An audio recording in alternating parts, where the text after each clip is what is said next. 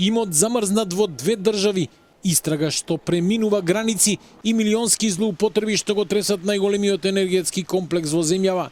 Српските власти на барање на битолското обвинителство блокираат 10 товарни возила и банкарски сеф во Белград, поврзани со бизнисменот Борче Марковски, човекот во центарот на аферата со ископ на јаглен за РЕК Битола.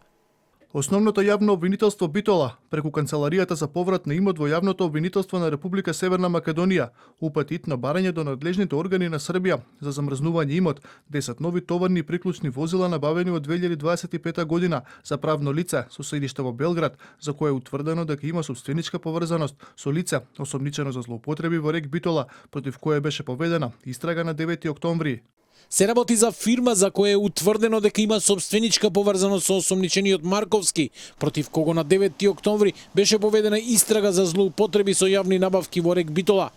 Српските органи одговориле позитивно на барањето да го спречат отуѓувањето или оптоварувањето на возилата, бидејќи се сомничи дека се набавени со пари од незаконски тендер, вреден 1,7 милиони евра.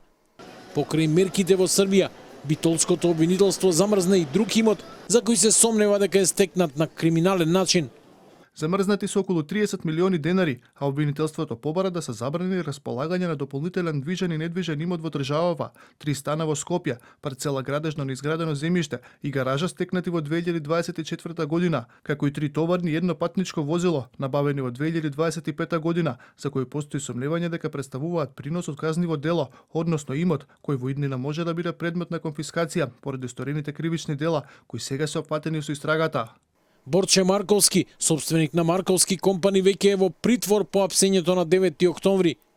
Тој и уште 7 лица се сомничат дека незаконски наплатиле над 106 милиони денари од РЕК Битола, иако дел од договорените работи не биле извршени.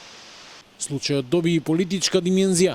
Од опозицијата Марковски го нарекоа символ на испумпување на пари од државата, додека истрагата продолжува за да се утврди дали и колку имот ќе биде конфискуван. Со замрзнување на имот и надвор од земјава, истрагата за злоупотребите во РЕК Битола добива регионален карактер. Марковски останува зад решетки, додека обвинителството собира докази за милионските злоупотреби, што според истражителите ја оштетиле државата за стотици милиони денари.